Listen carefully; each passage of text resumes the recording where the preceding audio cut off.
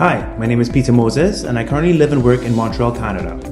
I've always been a very creative and visual person, communicating through many art forms. While at St. Mary's College, I studied both science and art, and at the time I wasn't sure what I wanted to do, and choosing this mix of subjects really gave me an opportunity to get into university without choosing a definitive career path before Form 6. So I graduated from Form 6 in 2002, and I pursued a bachelor's and master's degree in architecture at McGill University in Montreal. The degree involved a lot of technical drawing, presentations, and studio time with professors and local architects. During my studies, one of the professors was actually working on heritage buildings in Trinidad. I offered my services and I was offered an internship with the firm. We worked on Stormeyer's Castle, Red House, White House, to name a few. I continued to study at McGill for my master's and presented my thesis. My project was based on carnival and ephemeral architecture. Architecture that is designed to exist for a short period of time and then disappear, providing a fleeting experience and leaving behind memories. The scope of my thesis involved the savannah, and the idea was to reject a permanent stadium be built on this land. After graduating with my master's, I continued working at the firm on various Canadian heritage projects like Union Station in Toronto and the Parliament buildings in Ottawa. After a few years, however, I was ready to be a bit more creative, and I switched into the retail design department. I worked closely with an associate, and we designed stores, offices, and other sorts of retail build-outs. One of these projects, though, was a candy company named Squish, and we created the concept store. It was really creative, and I believed in this brand so much that I pivoted my job to work in-house, designing their stores. After 3 years, we had managed to roll out 22 stores, and it was going super well. Then the pandemic hit, and retail sort of came to a halt. They had to again, choose how to stay alive and expand rapidly into the digital platforms to get through these lockdowns. After the first wave, I was rehired, and with my previous work experience, I was actually offered another job with a retail brand called David's Tea. I currently manage the retail and the digital visual teams, trying to create an omni-channel retail experience, connecting the web to these physical spaces and what it looks like. May it be a flagship store, a kiosk, or even wholesale integrations in pharmacies and supermarkets. This job has allowed me to wear many hats and better understand the overall business, not only the architecture of it. So I'd like to close this off by saying that the tools and the experience that I acquired through my architecture schooling has facilitated the evolution of my career path. So make the best of each opportunity that you're presented, and always challenge yourself. Follow your instincts and don't burn those bridges in the process. Thank you. Hi, I'm Shaka Hislop, proud CIC alumni, class of 1987. And current ESPN football analyst. To tell my career journey, I guess I have to go all the way back to my CIC days. On leaving St. Mary's College, I attended Howard University on a soccer scholarship. That's how I was able to afford to pay to go to university. I pursued and was awarded a Bachelor of Science in Mechanical Engineering, where I proudly boast of finishing third in my engineering class despite having to balance academics and athletics. As I was coming to the end of my time at college, where I'm growing closer to graduation, I did a summer internship.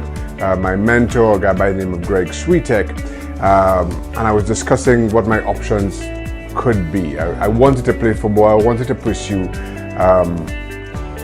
but of course, I understood how slim those chances were. And his advice then was, give it a shot.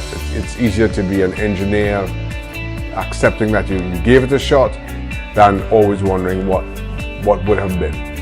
I somehow managed to get myself a trial at Reading FC, a team that were in League One in today's footballing terms. Got a trial. I was there for a couple of months before they eventually offered me my first pro contract for the princely sum of £20,000 a year. But it was my start, it was my foot in the door. I then played football professionally for 15 years for Newcastle, West Ham, Portsmouth, then went back to West Ham, FC Dallas, before retiring. I, of course, also represented Trinidad and Tobago 2006 World Cup, which was easily my proudest footballing moment. It was on retiring at FC Dallas that my ESPN opportunity came. I'm really not sure what prompted it. I just got a call from a producer asking me if I'd come up and do a show, which I did. Eventually, they called me 2 weeks later and offered me the full-time position. Now, in speaking to that producer, who's still my boss, he always says that he had followed my career, had seen me do interviews, liked how I spoke, how I was able to articulate some of my ideas and my opinions, and he thought that it would fit. I signed my first contract with ESPN in January 2008, and I'm still there today. I really enjoy what I do because it gives me the opportunity to remain in touch with the game, a game that's given me so much. But I also get to represent Trinidad and Tobago and by extension, small countries that play an outsized role in world football and are often ignored by so many, both in media and in the wider footballing world. I get to give my opinions, and I hope I represent Trinidad and Tobago and those smaller nations as best I possibly can. I also show, or try to show, what's available in those countries, and try not to drag the flag as I'm constantly reminded. It's been an incredible honor to be a part of an organization such as ESPN, playing the role that I have. I've thoroughly enjoyed it for 14 and a half years now, and long may it continue. I say that, and I have to put that in the broader picture around graduating from CIC and then graduating from university, because you never know what that opportunity is or where that opportunity may come from.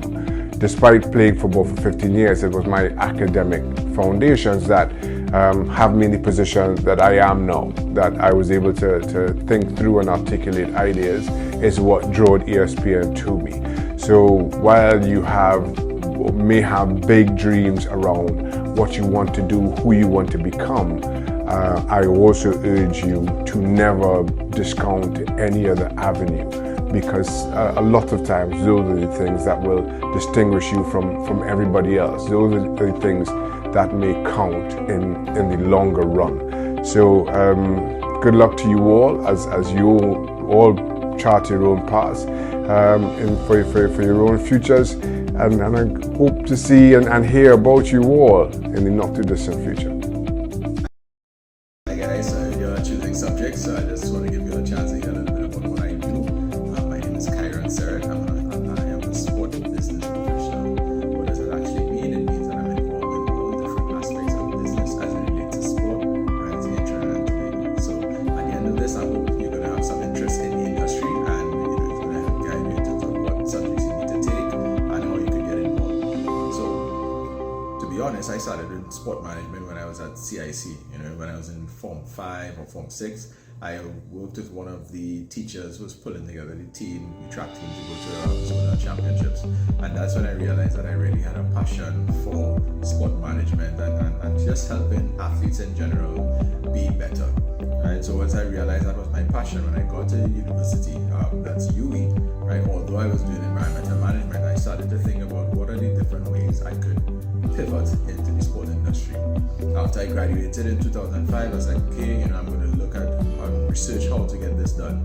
I went to UMass, the University of Massachusetts, in 2007. I started my journey. I did my master's in sport management, and then to graduate, I had to do an internship. And where was my first internship? Major League Soccer.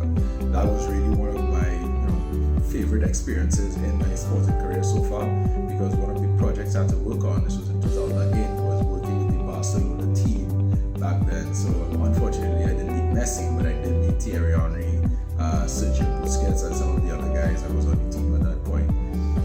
I went back to UMass, I did my master's in business, and then came back to Trinidad in 2010. When I came back, I had to work with the University of Trinidad and Tobago, and I got involved on that side. But in 2010, I also met a young athlete by the name of Andrew Lewis, who needed a manager because he had this dream of going to the Olympics.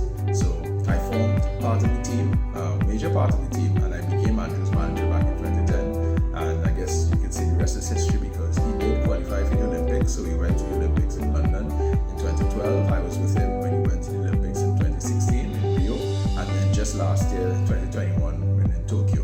We also went to Pan Am Games in Peru and also Canada. So I've been allowed or been afforded the opportunity to go all over the world because of my profession. I also volunteered with the men's national team in volleyball, and we went to Barranquilla in 2018 and then Nausicaa Championships in Colorado Springs in 2017. What subjects do you need to choose? The beauty with sport is that once you have a passion, you can always find your way back into the industry. If it is you like to write, if you like English and you like to write, you can be a journalist. If it is you like to take pictures or take videos, you can be either a cameraman, a videographer, or a sports photographer. If you like business, you can be a sports business professional. If you like management, you can just get into general team and athlete management or administration. So there are a host of ways in which you can get involved. I would say don't limit yourself. There's a lot of different things you can do, but if your passion is sport, there's always a way you could find your way back in. One key thing I would say in terms of choosing subjects, I would strongly suggest that you get a language.